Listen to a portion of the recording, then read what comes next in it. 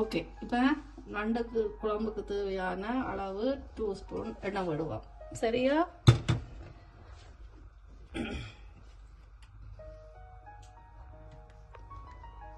Okay, இப்போ எண்ணெய் வந்து சூடேறிட்டு தேவையான அளவு வெங்காயம் போடுவோம்.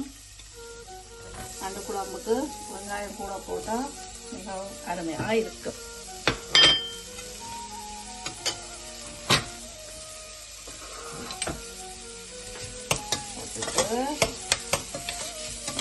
நண்டு குழம்புக்கு வந்து பொன்னிறமாக வதங்கணுமெண்டு எந்த அவசியமும் இல்லை.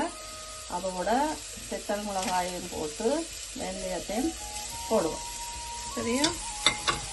போட்டு இப்போ ஒரு 1 மினிட் இதை கிண்டிட்டு இப்படியே விடுவோம்.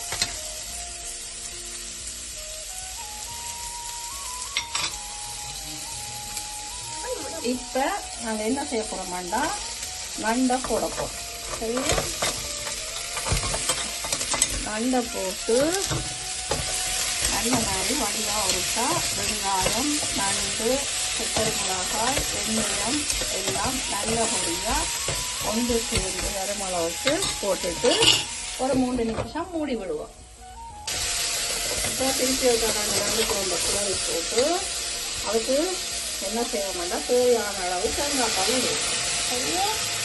தேவையான அளவு தேங்காய் பால் விட்டால் அந்த நண்டு வந்து மிகவும் ருசியாக இருக்கும். இப்போ நண்டுக்கு தேவையான அளவு உப்பு, அதோட அதுக்கு தேவையான அளவு மிளகாத்தூள் நான் முதல்ல எடுத்து வச்சுக்கிட்டபடியா அதை அப்படியே போடுவோம்.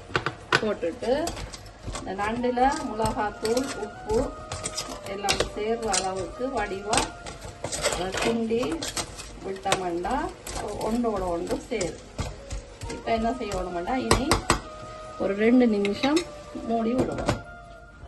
ஓகே, அங்கே ஆல்ரெடி மூடி இருந்த நண்டு திருப்பி திறந்து பார்ப்போம்.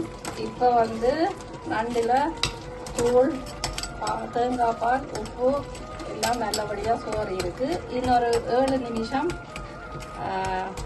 நண்டை வந்து அப்படியே மூடி விடணும். நண்டு வந்து இறைச்சி கறி மாதிரி கன நேரம் அவிய தேவையில்லை. நண்டுன்ற போது தான் காட்டாக இருக்கும், உள்ளுக்கு குயிக்காக அவிஞ்சிடும். ஓகே,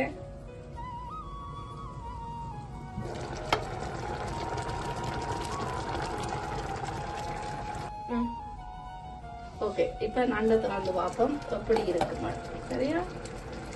ஓகே, இப்போ நண்டு ரெடியாக இருக்கு. நாங்கள் என்ன செய்ய போறோம்னா இதுக்கு வந்து உள்ளி இஞ்சி பேஸ்ட்டை வந்து கடைசியாக தான் போடணும். ஏன்னாண்டா கடைசியாக போட்டோம்னா அது வந்து நல்ல ஒரு சுவையை கொண்டு வரும். ஆல்ரெடி போட்டால் அதில் இருக்கிற விட்டமின் எல்லாம் குறைக்கும்.